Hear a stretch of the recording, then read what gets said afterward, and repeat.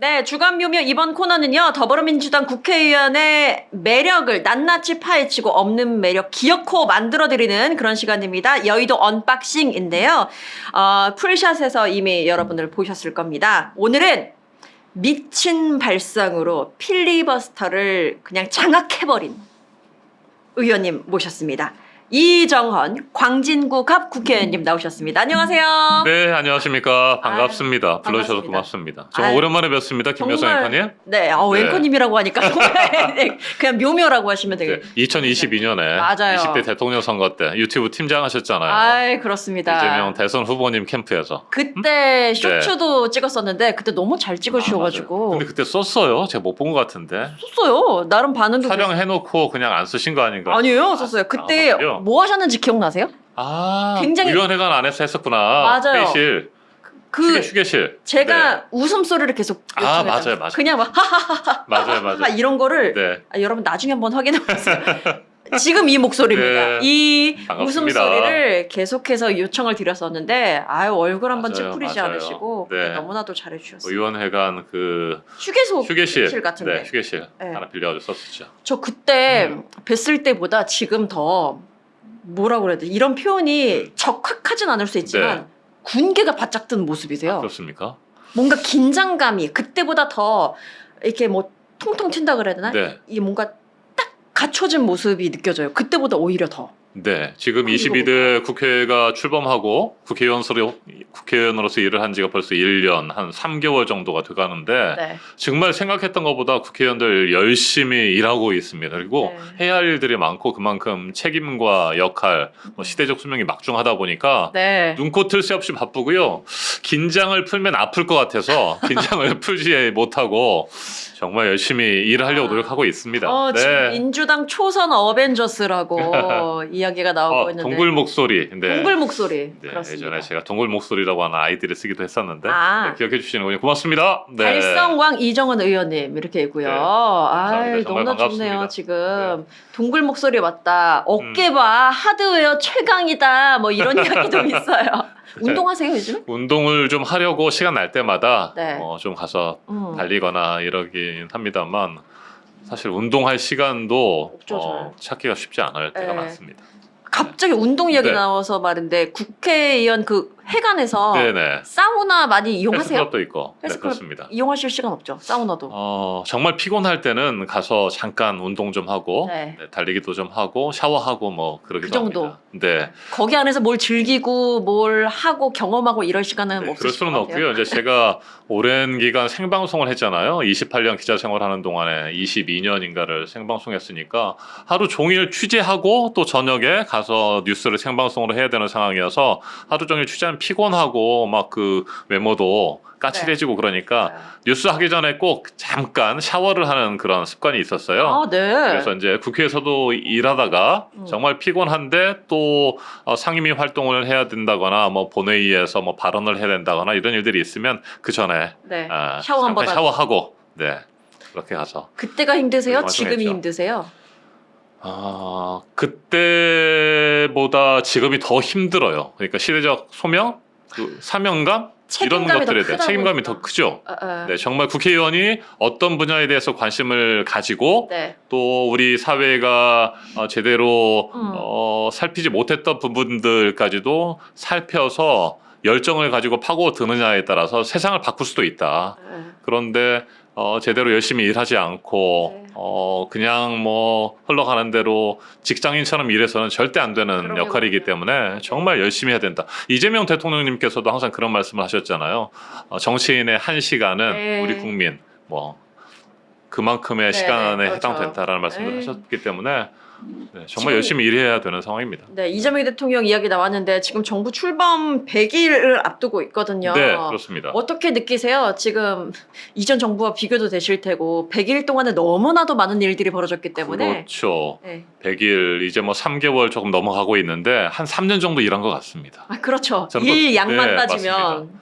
그만큼 많은 일들을 하고 계시고 열심히 일하고 계십니다. 저는 이제 이재명 국민주권정부가 출범하자마자 국정기획위원회에서 2달 동안 활동했었거든요. 맞아. AI 뭐 네. 많이 하시고. 저는 경제 2분과에 있었는데 AI도 담당했습니다만 국토교통부 쪽의 업무를 제가 총괄하는 소위원장이었습니다. 아, 그래서 네. 국토교통부 쪽은 저는 이제 과방위다 보니까 네. 국토교통부 쪽의 일을 좀 잘 챙기지 못했었는데 보니까 정말 우리 국민들의 삶을 바꾸는 많은 일들을 국토교통부에서 담당하고 있더라고요. 네. 교통 문제도 그렇고 그 다음에 주거 복지 문제도 그렇고 또 우리 지역 발전, SOC 뭐 이런 부분들을 네. 확충하고 우리 국민들의 보다 편리한 삶을 위해서 해야 할 일들이 굉장히 많고 또 소외되고 또 취약계층들을 위한 그런 일들도 많아서 열심히 2달 동안 달려오다 보니까 오늘 여기까지 온 것 같습니다. 네. 사실 이재명 대통령이 경기도지사 시절에 많은 성과를 낸 것으로 네. 유명했잖아요. 근데 지금 이제 대통령이 되셨기 때문에 이번에 성과가 아니라 성과의 영역을 훨씬 뛰어넘어서 성공을 해야 된다. 그럼요. 라고 당연하죠. 그게 시대적 목표고 맞습니다. 꿈 넘어 꿈이다라고 네. 하는데 거기선 민주당의 역할도 진짜 중요하잖아요. 여당의 당연하죠. 역할. 당연하죠. 거기서 느끼는 책임감도 어마어마할 것 같아요. 맞습니다. 우리는 더 이상 야당이 아니라는 것이죠. 집권 여당입니다. 말씀하신 대로 이재명 정부, 이재명 대통령님과 함께 성공적인 민주정부 4기를 이끌어야 되는 것 아니겠습니까? 단순히 야당이라고 한다면 비판을 위한 비판에 그칠 수도 있겠습니다. 걸고 넘어지려면 뭐 다 네. 걸고 넘어지죠. 절대 그런 것이 아니고 모든 결정과 모든 정책은 우리 국민을 향해야 되고 우리 국민들의 보다 나은 삶을 만들어내야 되는 거기 때문에 그런 결과를 이끌어내기 위해서 정말 열심히 일해야 된다. 맞아요. 모든 우리의 결정과 말 한마디 한마디 그리고 정책들이 우리 국민들과 직결되는 것이기 때문에 무한 책임을 가지고 있다. 네. 그런 생각을 가지고 일하고 있습니다. 네. 사실 이번 정부에 가장 바라는 것 중에 뭐 시대적 과제 중에 하나가 검찰 조직 개편인데 뭐 맞습니다. 이에 대한 이야기가 나왔습니다. 보니까 저는 오늘 기사에서 이것 때문에 특검에 불똥 튄다 뭐 이런 얘기도 있더라고요. 네. 그 특검에 소속된 지금 파견 나간 검사들이 지금 친정이 지금 무슨 이런 판인데 수사할 맛이 나겠냐, 나 다시 검찰로 돌아갈래, 뭐 이런 이야기도 나올 정도로 뭔가 좀 요동이 있는 것 같은데 이번 검찰 조직 개편안의 핵심을 좀 설명해 주신다면, 그리고 이런 반응들을 총평 좀 부탁드릴게요. 네, 지난 역사에서 우리 검찰은 정치 권력의 신여 역할을 해오지 않았습니까? 예. 특히 지난 3년 동안의 윤석열 검찰 독재 정권을 보면 명확하게 검찰은 해체되는 것이 맞다라고 하는 그런 결론에 이르게 됩니다. 가장 중요한 것은 수사권을 이용해서 그렇죠. 정치를 하는 데 있어서 제일 야당 대표를 탄압했던 그런 모습들을 봤었고 얼마든지 살아있는 권력의 신여로서 역할을 하는 것을 볼 수가 있었죠. 맞아요. 그냥 뭐 조작하고 짜맞추기 수사하고 은폐하고. 또 탈탈 털어가지고 없는 것을 만들어내는 그런 별건 수사를 진행하고 그렇죠. 그런 아주 잘못된 그런 악순환들이 반복되지 않았습니까? 그래서 이것은 단순히 사람의 문제가 아니다. 시스템의 문제다. 맞아요. 검찰로부터 완벽하게 네. 수사권을 빼앗지 않으면 안 되겠다라는 것이고 검찰은 해체되는 것이 마땅하다고 판단하는 것이죠. 그래서 수사와 기소를 분리하는 대원칙에 따라서 검찰 개혁이 현재 추진되고 있는 것입니다. 네. 검찰의 수사권은 국가수사본부 경찰청이 있습니다만 행정안전부 쪽으로 넘겨서 네네, 그렇죠. 중대범죄수사청, 중수청의 수사권을 넘기는 것으로 하고요. 그 다음에 검찰의 현재 기소권은 공소청으로 해서 공소청은 네. 법무부 장관 아래 두는 것으로 그렇게 하는 것이 가장 핵심이라고 보시면 됩니다. 네. 네. 그리고 이제 보안 수사에 대해서 우려들을 좀 많이 하고 계시는데 저는 보안 수사권을 주는 것도 안 된다. 네네. 그리고 보안 수사 요구권을 주는 것도 안 된다. 요구권도 안 된다. 그렇죠. 그렇게 생각을 하고 있습니다.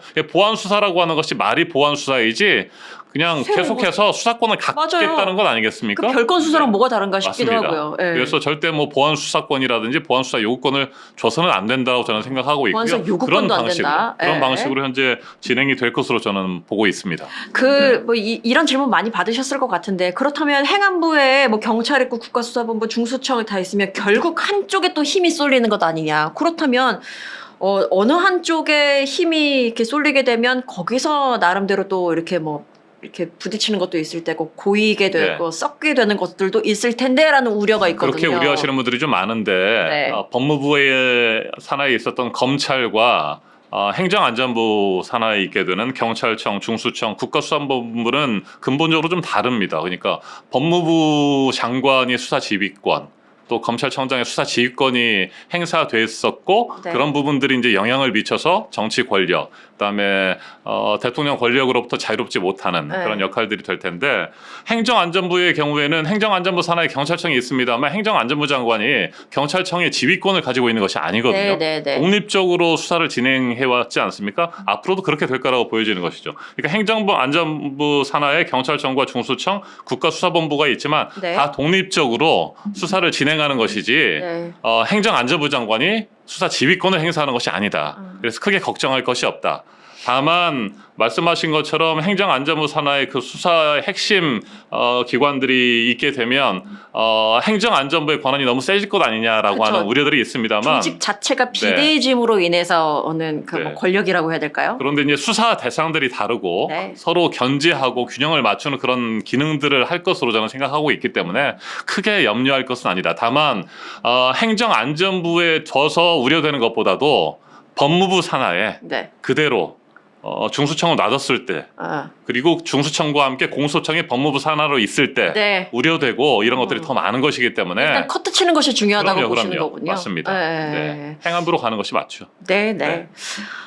그리고 다른 뭐 조직 개편 봤을 때 방송통신위원회가 폐지되는 대신에 방송미디어통신위원회가 신설되는 걸로 알고 있는데 네. 이게 뭐 이렇게 해처해 있던 게 다시 또 뭉쳐지고 이러면서 개편이 된 것 같아요. 네. 현행 방송통신위원회가 출범한 것이 2008년입니다. 17년 만에 방송통신위원회가 해체가 되고 방송미디어통신위원회가 출범을 하게 됩니다. 네. 그동안에 그 방송통신위원회가 방송과 관련된 모든 그 정책들이라든지 그렇죠. 뭐 규제와 관련된 역할들을 한 것이 아니었고 과학기술정보통신부와 역할들이 좀 그 나눠져 있었습니다. 그래서 분산돼. 유료 방송 같은 경우에 예를 들어서 IPTV, 인터넷 TV라든지 케이블 방송이라든지 그다음에 위성 방송 이런 것들은 네. 과학기술정보통신부에서 관할을 해왔던 것입니다. 그러니까 분명히 같은 방송 정책이어서 한 기구에서 통합 관리를 하는 것들이 훨씬 효율적임에도 불구하고 그러네요. 유료 방송 말씀드렸던 것처럼 케이블이라든지 위성 방송 IPTV는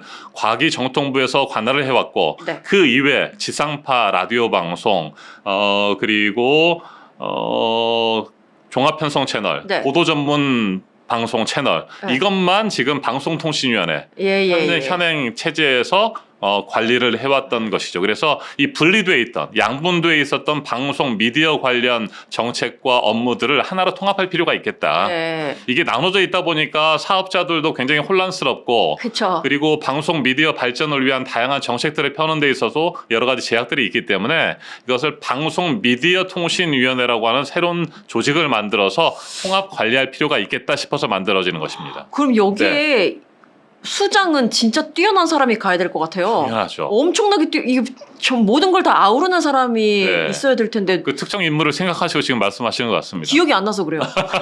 누가 떠오르질 네. 않는데? 맞습니다. 뭐 네. 여러분들 다들 아시는 것처럼 네. 이진숙 방송통신위원장이 현재 방송통신위원회를 엉망으로 만들어놓지 않았습니까? 지난 3년 동안의 윤석열 정권에서 방송통신위원회가 한 일이라고 하는 건 방송 장악, 빵 언론 섞고. 탄압에 가장 선봉에 섰다. 맞습니다. 그리고 방송통신위원회가 관리하는 방송통신심의위원회가 거기에 앞장섰고 그렇습니다. 네, 그렇게 하면서 방송을 탄압해오지 않았습니까? 그래서 이 방송통신위원회가 방송 미디어 정책의 보다 효율성을 높이고 또 이론화하는 차원에서 만들어지는 방송미디어통신위원회로 바뀌게 되기 때문에 네. 방송통신위원회는 17년 만에 이제 사라지게 됐다. 그러면 이진숙 방통위원장은 어떻게 되는 네, 거죠? 그 조직이 사라지는 것이니까 그럼 당연히 없어져야 물러나야 되는 것이겠죠. 근데 조금 전에 네. 속보 보니까 나는 여기서 물러날 생각이 없다라고 또 속보 떴더라고요. 그건 본인의 생각인 거죠. 네. 네. 그쵸. 계속해서 버티면서 뭐 자칭 타칭 보수의 여전사라고 하지 않습니까? 네. 끝까지 버티면서 쫓겨나기를 어찌 보면 본인은 예상하고 있거나 기대하고 있는 것이 아닐까라는 생각을 하게 됩니다. 네. 근데 저 이렇게 지금 줄줄이 정말 이렇게 말씀을 네. 빼곡하게 말씀해 주셨는데 요거 한 번만 보여주시면 안 돼요? 준비해 오신 거? 저 지금 깜짝 놀래가지고 뭐 이런 정도. 네. 지금 이런 식으로 종이가 여러 개입니다. 아니 뭐 이렇게 공부를 원래 모범생 스타일이시죠?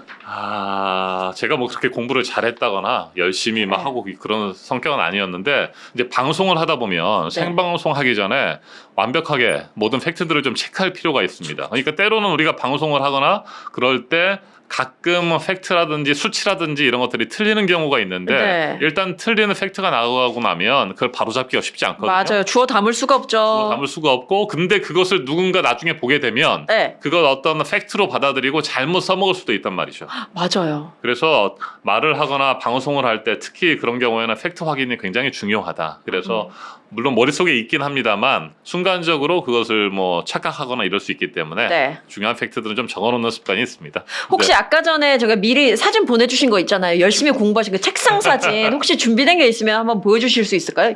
이거 그게 있나요? 보내주신 거 아닌가요? 네, 그런 저희 게 있나요? 비서관이 보낸 것 같습니다. 연기도 너무 잘하시네. 저는 이거 보낸 줄은 몰랐어요. 그러셨구나. 비서관이 그랬으니까. 아니 근데 살짝 연출된 느낌도 듭니다. 저희 대통령과 찍은 사진도 이렇게 옆에 있고요. 왜냐면요. 예. 제가 매달 한 번씩 제가 어떻게 의정 활동을 하고 있는지에 대해서 네. 저렇게 파일로 만듭니다. 아. 만들어서 우리 또 지역의 유권자분들께 보내드리기도 하고 제 블로그에 올리기도 합니다. 네, 아니 보좌진들이 굉장히 열정 넘친다라는 소문이 있네요.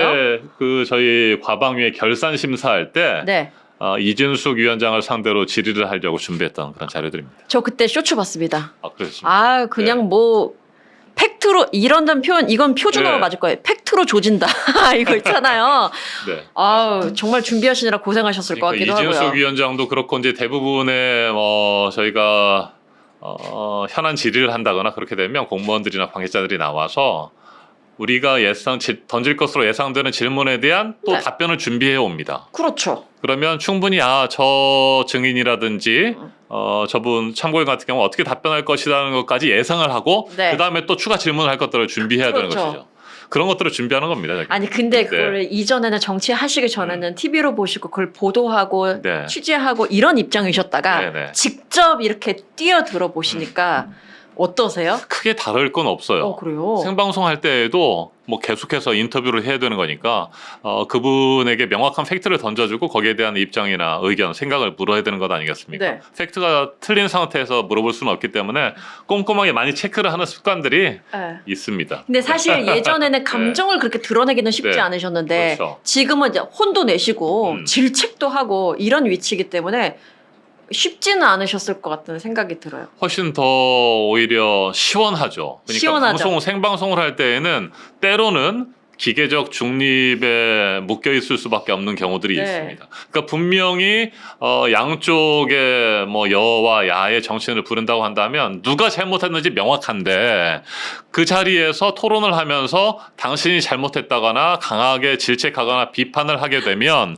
또 중립성을 위반했다. 너무 한쪽 편을 드는 거 아니냐라고 하는 그런 비판에 직면할 수 있거든요. 그래서 그런 경우에 때로는 어찌 보면 한 발짝 물러서 가지고 좀 비겁하게 굉장히 중요한 결정에 대해서 저의 입장을 말하기보다는 아마 시청자 여러분께서 판단하실 겁니다. 일각에선 이런 의견도 있는데 그렇죠. 어떻게 보시는지요? 여러분께서 현명한 판단해 주십시오. 뭐 이런 정도로 살짝 빠지는 경우들이 있죠. 맞아요. 그런데 이제 국회에서 의정 활동할 때는 명확하게 잘못되어 있는 것을 잘못됐다고 비판해야 되는 것 아니겠습니까? 그래야 새로운 해법을 또 제시할 수도 있고 또 네. 방법을 찾을 수 있으니까 말이죠. 보면서 네. 좀 시원하더라고요. 그리고 되게 잘 혼내신다. 보면서 질책을 하시면서도 스트레스가 풀리겠다라는 생각도 네. 한번 아니 근데 혹시 혼나보신 적도 있으세요?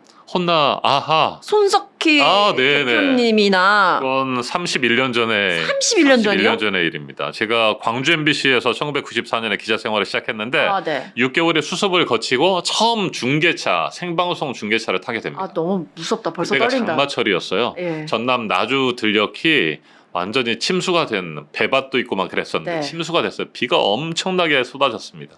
그래서 이제 아침 뉴스를 하는데 저를 이제 중계차를 태워서 현장에 나가서 라이브 연결을 하는데 그때 손석희 앵커가 MBC 아침 뉴스 앵커였어요. 네. 그래서 이제 보통 이제 중계차를 타고 밖에 나가게 되면 미리 질문까지도 다 현장에 나가는 취재 기자가 써서 넘깁니다. 그렇죠. 그러면 그 질문에 맞게 답변을 다 준비할 수 약간 있으니까. 약속 대련 약속 같은 대련. 느낌이죠. 그래서 이제 저도 처음 타니까 약속 대련하듯이 했는데. 질문 답변까지 다 했었는데 첫 질문을 엉뚱하게 해버리는 거죠. 그러니까 예를 들어서 저는 아마 지금 기억으로 그랬던 것 같아요. 전남 나주 들녘에 광주 MBC 중계차가 나가 있습니다. 이정원 기자, 지금도 비가 내리고 있습니까? 라는 게 첫 질문으로 제가 작성을 했었고, 네. 조금 전까지만 해도 억수같이 쏟아지던 빗줄기가 지금 많이 가늘어졌습니다. 잠시 소강 상태를 보이고 있는데 제 뒤편으로 보면 지금 배밭이 완전히 침수가 됐습니다. 제 무릎 위에까지도 지금 물이 차 올라 외우고 있는 계셔. 상태. 31년 전 이야기인데. 뭐 이런 정도의 어떤 답변들을 다 준비해 왔는데 약속 대련의 어떤 틀이었군요, 그게. 지금도 비가 내리고 있습니까? 라는 질문을 하실 것으로 생각하고 제가 질문을 그쵸? 올렸으니까. 그것만 근데 그게 기다리고 아니라 있었는데 이정원 기자, 밤사이 전남 나주에 비가 얼마나 내렸습니까? 이렇게 얼마나로 들어왔단 말이에요? 얼마나? 그러니까 지금도 내리고 있습니까가 얼마나 내렸습니까? 그러니까 한 320mm 정도 뭐 밤사이에 내렸다든지 이런 것들을 제가 기사의 중간에 썼는데 네. 처음으로 생방송을 연결하는 거예요. 근데 그거는 그러니까 바짝 긴장하고 있었죠. 그거는 제가 좀 소신발언 가겠습니다. 네. 이거는 손석희 앵커가 잘못한 거 아닙니까? 그래서 그렇게 손석희 앵커에게 당한 기자들이 많이 있어요. 당한. 그래서 제가 딱 그 질문을 하는데 전혀 생각이 안 나는 거예요. 제가 중간에다가 분명히 뭐 몇 밀리미터의 비가 내렸습니다 썼음에도 했는데도. 불구하고 저는 처음에 한 서너 문장 정도만 외웠던 것이죠. 그리고 나서 이제 카메라가 돌아가면 원고를 보고 읽을 수 있으니까 네. 한 3, 4초 정도 거의 블랙아웃이었던 것 같아요. 어떡해. 아무 말도 못하고 그냥 뻥하니 쳐다보고만 있었던 건데 지금 생각해보면 원고 쓴 게 있으니까 그냥 이렇게 그대로 내려다 되는데. 봐도 되는데 에. 그걸 못하고 처음이니까. 그랬던 경험이 있는데 그리고 나서 제가 이제 JTBC에서 손석희 앵커를 2012년에 만나 뵀죠. 네. 그때 이제 손석희 앵커가 저보다 JTBC에 뒤늦게 입사를 하셨죠. 예. 그래서 제가 그때 손석희 선배께 찾아가서 선배 이런 적이 있습니까? 그랬더니 막 껄껄껄 웃으시면서 오. 야 그게 너 하나가 아니었어. 그런 말씀하시더라고요. 그러면서 그때 이제 그러면 우리 JTBC는 절대 약속 대련으로 가지 말자. 네. 그래서 현장에 나가 있는 취재 기자가 열심히 취재하고 앵커와 자유롭게? 실시간으로 자유롭게 대화하고 혹시 모르는 답변들이 있으면 더 취재해서 알려드리겠다라는 식으로 얼마든지 할 수 있는데 너무 그냥 다 짜맞추기 식으로 해서 네. 하지 말자. 그래서 저희 JTBC에 있을 때는 그렇게 약속 대련 없이 자유롭게 방송을 했던 것 같고 그 기억이 나요. 손석희 앵커가 진행을 했을 때부터 지상파의 또 종편의 진행의 틀이 조금씩 바뀌기 네네. 시작했죠. 사실 그 전까지만 해도 그냥 말하면 자료 알아서 들어가고 그랬죠. 인터뷰를 했었는데 손석희 앵커가 잡는 순간 지금 뭐 저희 스태프들이 뭐 준비됐습니까? 이렇게 물어보기도 하고 그러면서 자유롭게 좀 토크를 하는 식으로 맞습니다. 변화가 된 것 같아요. 대화하듯이. 네, 대화하듯이. 네, 그래서 준비하는 사람은 힘들겠지만 열심히 현장에서 취재한 것들을 그냥 친구나 가족들에게 설명하듯이 편안하게 그렇게 대화하듯이 하자라고 그때 방침을 정했었고 그의 방침에 맞춰서 이제 저희 기자들이 훈련을 했었죠. 네. 아니 근데 이렇게 옛날 이야기 하면서 이렇게 얘기 들어보니까 다시 기자하고 싶다, 방송하고 싶다 이런 생각은 잘 안 드세요? 방송을 제가 굉장히 좋아했죠. 네. 생방송을 특히 좋아하고 아무런 원고도 없이 아무런 기사도 없이 하는 애드립 방송을 정말 좋아했습니다. 보통 제가 많이 애드립 방송할 때는 한 5시간 정도 했던 적들이 있어요. 태풍이 그렇죠. 특보. 태풍이 몰아치거나 아니면 산불, 대형 산불이 발생했을 경우에는 아무것도 없잖아요. 네. 그냥 실시간으로 들어오는 팩트들 그리고 현장 연결하거나 전화 연결하는 기자들의 팩트들을 가지고 계속 업데이트하면서 방송을 했던 것이죠. 거기서 생동감을 느끼시나 보다. 그럼요. 네. 살아있음을 느낍니다. 어떻게 뭐 다시 돌아가실 생각은 없죠? 그래서 제가 최근에 필리버스터를 했잖아요. 필리버스터 11시간. 네, 10시간 48분. 필리버스터가 생방송이거든요. 실제로 그렇죠. 국회 방송과 다양한 인터넷 매체를 통해서 방송이 됐으니까. 그래서 이제 기존에 제가 가지고 있었던 애드립 방송의 기록이 실제 방송 생방송을 했을 때 한 5시간 정도 됐는데 배를 하셨어요. 10시간 48분 생방송을 했죠. 아니 그럼 어떻게 이거 그냥 너무 원초적인 질문이긴 한데 11시간 동안 가까이 계속 서 계시는 거잖아요. 그럼요. 중간에 잠깐 그러니까. 화장실 갔다 오고 이런 것도 안 되나요?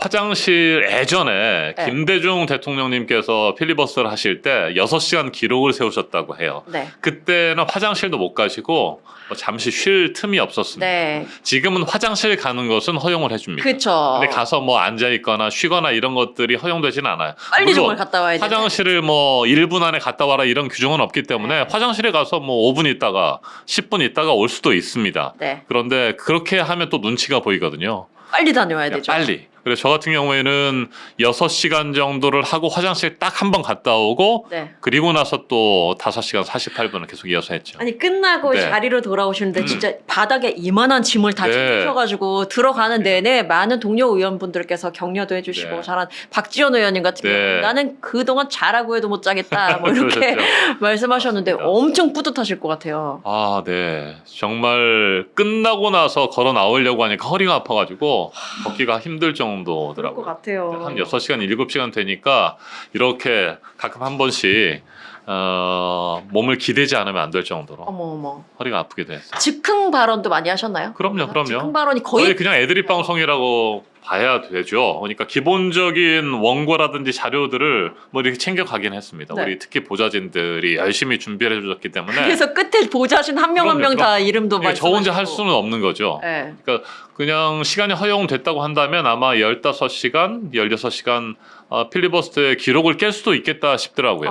한 11시간 48분 되니까 시간 가는 건 별로 신경도 안 쓰고요. 하고 싶은 말 다 했던 것 같아요. 그런데 이제 24시간 정도를 하게 되면 우리 더불어민주당에서 필리버스터를 끝내자라고 네. 하는 것을 한 180명 이상이면 필리버스터를 중단시킬 수가 있습니다. 네. 아니면 계속 돼야 되니까. 그렇죠. 그래서 이제 24시간이라고 하는 시간 제한이 있었고 이제 필리버스터의 경우에는 저희가 낸 방송 3법에 대해서 반대 토론이 먼저 시작되기 때문에 네. 국민의힘 의원이 먼저 시작하고 제가 두 번째 주자로 나서게 된 것이기 반박도 때문에 하시면서 그렇죠. 의견도 피력하시고 네, 그래서 첫 번째 나섰던 국민의힘 의원께서 한 13시간 정도를 하셨기 때문에 저는 나머지 11시간 정도로 아쉽지만 끝낼 수밖에 없었어요. 네. 정말 고생 많이 하셨어요. 네. 근데 앞서서 말씀 살짝 해주셨지만 보좌진들이 정말 준비를 많이 해주시잖아요.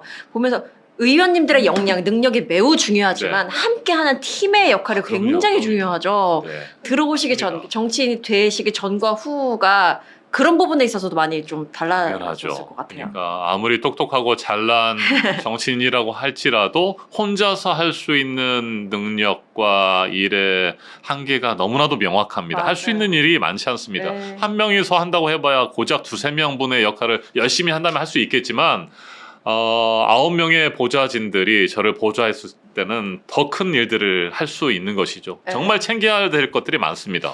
보좌진들의 네. 잔소리 같은 건 혹시 안 해요?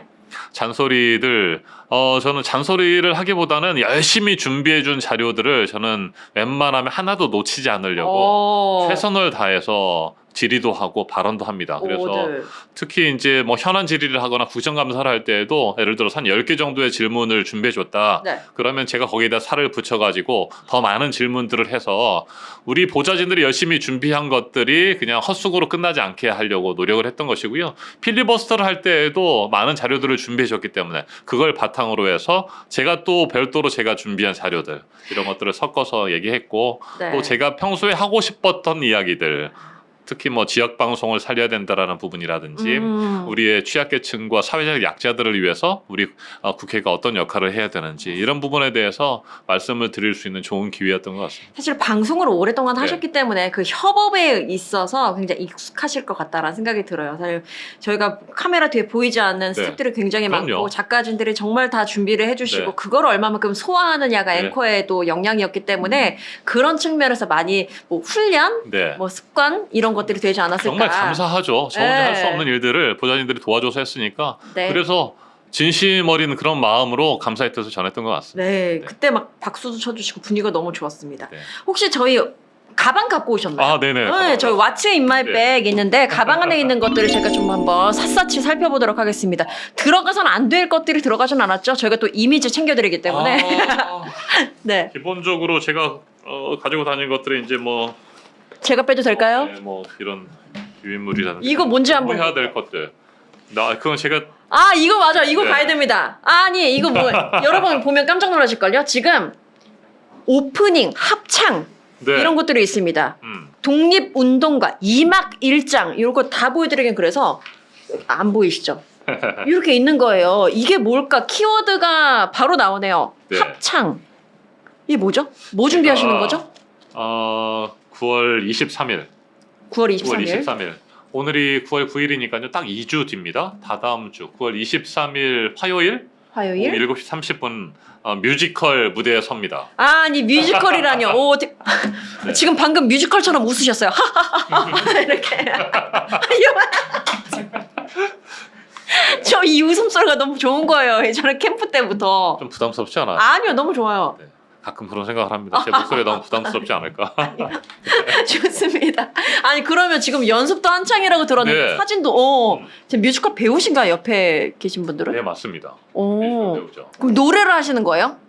노래도 하고 이게 정확하게 얘기하면 일반 뮤지컬처럼 모든 세트라든지 이런 것들이 다 그 완비된 상태에서 하기보다는 네. 이건 그 낭독 뮤지컬이라고 합니다. 그러면 좀 간소하게 찡이 그 장점이 다 사는. 네, 기본적인 그 세트를 갖추고 네. 뭐 세트를 현란하게 뭐 1막, 2막, 3막 뭐 몇 장에 따라서 막 세트를 바꾸는 건 아니고 기본적인 세트가 마련되어 있고 뒤에 오케스트라가 있고요. 네. 그리고 이제 그 배우들이 함께 모여가지고 낭독 형태로 네. 거기에 앉아서 또는 때로는 일어서서 대화를 나누기도 하고 중간에 노래도 들어가고 합창도 하고 연주도 하고 뭐 이런 것들이 되는데 그렇군요. 광복 80주년을 맞아서 예. 빼앗긴 들에도 봄은 오는가라고 하는 창작 낭독 뮤지컬이 준비가 되고 있습니다. 그러면 제가 낭독은 말씀해주신 지금 이 목소리를 통해서 많이 알게 되었으니 네네. 예상이 가능하니 노래 한 소절을 좀 부탁드리도록 하겠습니다. 노래는 지금 연습 중이어가지고 한 소절도 못하세요? 제가 많이는 연습을 못했어요. 그래서 쇼츠를 준비했습니다. 네. 쇼츠 한번 보여주실까요? 아이고. 원래 성악을 좀 아이고. 공부하셨어요? 성악을 좋아해서 음. 고등학교 다닐 때 뭐 합창단도 하고 중창단도 하고 몇 달 동안 성악 레슨을 받기도 했습습니다만 오. 성악을 전공하거나 그러진 않았습니다. 이게 사실 가진 소리 자체가 워낙 좋으셔가지고 너무 좋더라고요. 이번 그 뮤지컬에 나오는 노래는 아니고요. 예. 시간에 기대어라고 하는 그런 가곡인데 제가 역시 목소리가 사기캐다라고 정말 다재다능하신 유능한 분이네요. 노래를 좋아합니다. 노래를 부르고 또 음악을 감상하고 함께하면 행복합니다. 네. 가방 아직 안 끝났어요. 네네네. 좀 더 해보. 그리고 이제 제 이런 가방. 예. 네, 이건 파우치. 파우치. 파우치 하면 또 생각나는 사람이 있긴 합니다만. 파우치 근데 왜 이렇게 여기에 멍든 거죠? 네네. 그게 굉장히 많은 막 볼펜 이런 것들을 가지고 볼펜이 여기 다니는데 다 번졌네요 지금. 사인펜이 열려 있었던 것 같습니다. 사인펜이, 에이. 조심하셔야 됩니다. 손에 묻습니다. 예. 필기도구가 굉장히 많습니다. 네, 필기도 많죠. 필기도 근데 그 필기도구가 다 거기에 쓰이는 거네요. 그렇죠. 뭐 포스트잇도 있고요. 예. 그다음에 색깔로 필기 도구들도 있고. 그렇습니다. 네. 이런 것들을 수시로 체크를 엄청 많아요? 하면서 뭐 회의를 하거나 특히 하지만 여기 칫솔도 들어있다. 네, 칫솔도 필요합니다. 칫솔이 약간 불쌍해 보이긴 하네요. 제가 이제 뉴스를 할 때는 언제 특보나 속보로 들어가야 할지 모르기 때문에 항상 약은 뭐예요 이거? 그건 두통약인가? 두통약인가 모르겠네요. 그래요. 그냥 약간 때려 넣은 듯한 느낌도. 예. 여기 명함도 많이 있고요. 좋습니다. 다른 것도 한번 볼게요. What's in my bag. 다른 것들 네, 뭐 제가 보면 될까요? 뭐 그런 서류들이 있죠. 네, 서류 말고. 서류가 있고 명함도 있고. 네. 아이고 이제 내 손 안에 들어왔구나. 예. 이거는 그냥 안경이겠죠? 여기 뭐 네네, 특별한 건 안경입니다. 없겠죠? 네. 예. 서류밖에 여기다 없네요. 네, 아까 전에 서류를- 저기 안에 그 칫솔이 있었는데 여기도 칫솔이 있는데 네. 이건 좀 쓴 것 같습니다. 그러니까 파우치만 가지고 움직일 때도 있고 가방채 움직일 때도 있어서 그렇군요. 네. 아! 필요합니다. 언제든지 생방송이라든지 예. 방송을 하거나 또 사람들을 만나야 할 상황들이 발생하기 때문에 치실인가요, 요건? 네, 시실도 없습니다. 그냥 치약에 지금 동이 났습니다. 새 거 네. 하나 사드려야겠다라는 생각이 거의 다 들면서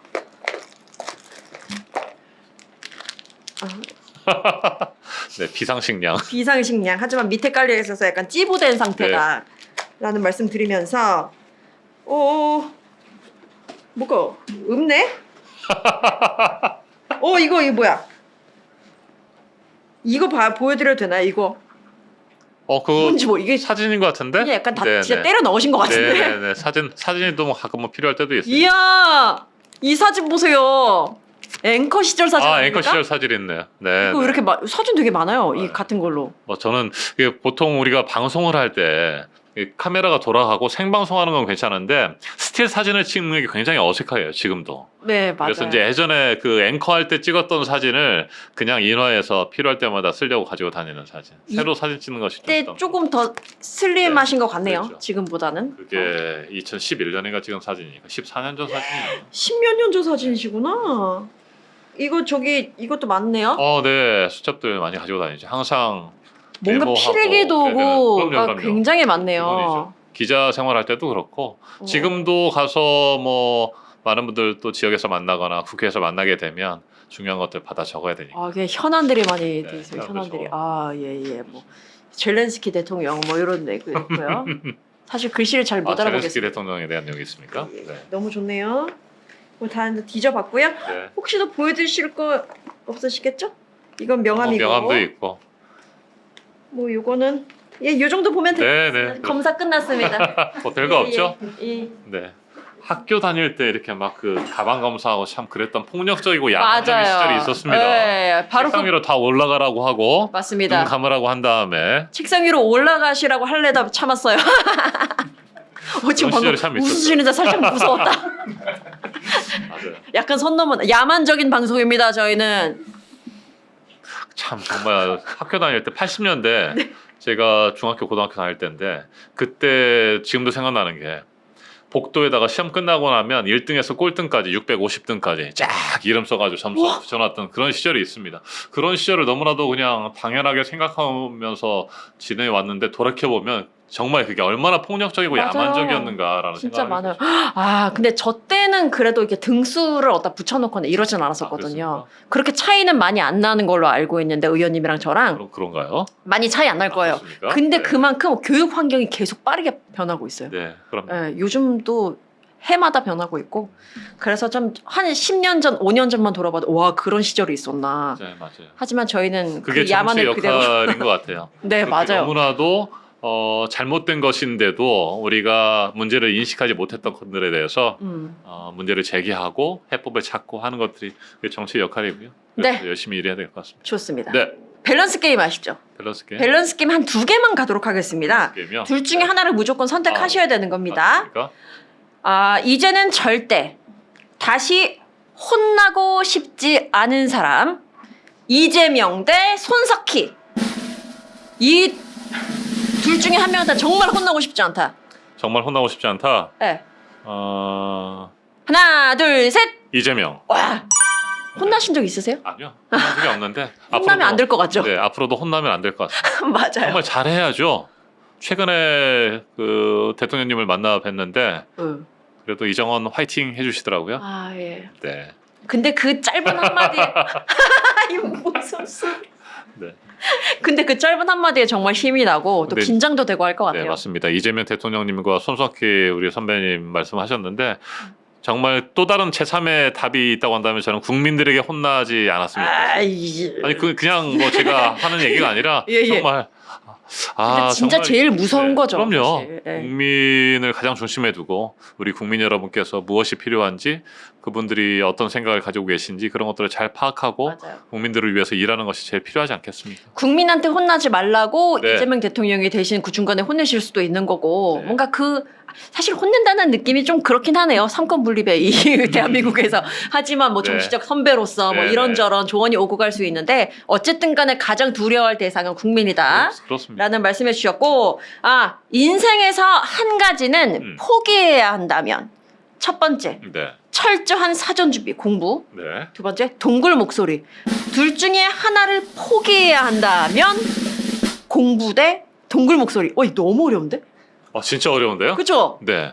둘 중 하나는 내가 그래도 포기할 수 있어 하나 둘 셋 동굴 목소리. 동굴 목소리 네. 동굴 동굴 목소리라고- 목소리가 아니어도 얼마든지 저는 모든 사람들이 다 자기의 각자의 개성 있는 목소리를 가질 수 있다고 생각해요. 맞아요. 네, 그래서 동굴 목소리가 아니어도 목욕탕 목소리가 있을 수 있지 않을까? 근데 목소리는 네. 어린 시절부터 그렇게 동굴 목소리셨어요? 어렸을 때부터 이러면 큰일 나죠. 언제부터 그러면 아니, 고등학교? 뭐 2살짜리, 3살짜리가 이런 응예. 안 되고. 응예. 네. 중학교 때 이제 변성기 지나면서 네. 그러면서 이런 목소리가 됐을 거라고 생각합니다. 근데 목소리에서 오는 굉장히 장점도 많잖아요. 사실 그럼요. 목소리로- 감사하죠. 먹고 들어간다 이런 거 많잖아요. 목소리는 저는 태어나는 게 한 90%. 맞아요. 그리고 관리가 10%라고 생각합니다. 관리도 하세요? 그럼요. 어떻게요? 뭐 특별한 관리책이 있는 게 아니라 목소리가 상하지 않도록 항상 주의하고 그런 것들이죠. 지나치게 뭐 소리를 지른다거나 성대를 너무 많이 써서 성대 결절이 발생하게 한다거나. 하긴 호통을 치실 때도 배심으로 하시더라고요. 그럼요. 발성이 좀 다르죠. 맞습니다. 목으로 화내지 않으시나요? 성악 발성을 하죠. 네. 네, 목을 쥐어짜는 소리가 굉장히 목이 안 좋잖아요. 맞아요. 그리고 공기가 좋지 않은 뭐 지하실이라든지 뭐 그런 좋지 않은 노래방에서 막 소리를 고래고래 지른다거나 그런 목이 예. 상하게 되는 거죠. 노래방에서도 성악으로 이렇게. 성악 발성을 하니까 제가 노래방에 가서 노래를 하면 뭐 찬송가를 부르는 것 같다, 뭐 가곡을 부르는 것 같다 이런 말씀하시고. 에이. 요렇게 한번 밸런스 게임 2개로 해봤고요. 네. 거의 끝날 시간이 됐는데 저희가 항상 모든 의원님들께 30초 정도의 시간을 드리거든요. 30초에 그냥 하시고 싶은 말씀, 홍보하실 것, 뭐 당부하실 것 그냥 자유롭게 말씀하시는 시간이에요. 저희가 타이머 돌려드리겠습니다. 30초 갑니다. 네, 있어야 할 곳에 있겠습니다. 해야 할 일을 하겠습니다. 할 말은 꼭 하겠습니다. 지난 22대 총선 당시에 제가 지역 유권자 여러분과 국민들께 약속드렸던 그 내용입니다. 정말 해야 할 일 제대로 하고 또 있어야 할 곳에 있고 할 말은 하는 그런 국회의원이 되겠습니다. 믿을 수 있는 정치인, 그래서 최선을 다해서 우리 국민을 위해서 일한 정치인으로 기억될 수 있도록 이제 시작입니다만 앞으로 열심히 노력하겠다는. 끝났습니다. 그래도 30초를 잘 채워주셨네요. 죄송합니다. 방송할 때는 정확하게 지키는데 죄송합니다. 생방송 제 시간 체크를 못했습니다. 한 2, 3초 정도 넘어. 괜찮습니다. 거의 네. 뭐 마무리를 해주셨기 때문에 저희 처음 나오신 거죠, MTV에. 네, 그렇죠. 네. 함께 하신 소감 끝으로 드릴게요. 끝으로 말씀하실 때 저희가 또 자막으로 무언가가 나가니까 뭐 자유롭게 말씀하시면 되겠습니다. 마무리. 김효성 앵커님 한 3년여 만에 만나 뵙게 돼서 정말 반갑습니다. 그리고 우리 MTV 시청자 여러분, 더불어민주당 당원 동지 여러분 정말 반갑습니다. 자주 좀 불러주십시오. 예. 네, 좋습니다. 자주 나오고 싶습니다. 끊임없이 소통하면서 여러분과 함께 진짜 대한민국 그리고 국민 주권 정부의 성공을 위해서 노력하겠다는 말씀을 드립니다. 네, 굉장히 중요한 자막이 마지막에 네. 나가고 좀 더 있었는데요. 길게 했어야 되나요? 아니요. 좋습니다. 끝까지 그러면 네. 제가 직권으로다가 계속 띄우는 방향으로 가도록 하겠습니다. 감사합니다. 오늘 함께 해주셔서 너무나도 감사드리고요. 네. 귀한 시간이셨을 텐데 네, 귀한 시간이었습니다. 네, 너무 감사드리고 또 앞으로 건강관리 좀 잘하시길 바랍니다. 알겠습니다. 건강하게 화이팅 해주시기 네, 바라면서 건강하게 더 열심히 일할 수 있도록 네, 하겠습니다. 좋습니다. 오늘 방송 네. 여기까지 하도록 하겠습니다. 시청해주신 여러분 고맙습니다. 다음 주에 만나요. 안녕. 고맙습니다.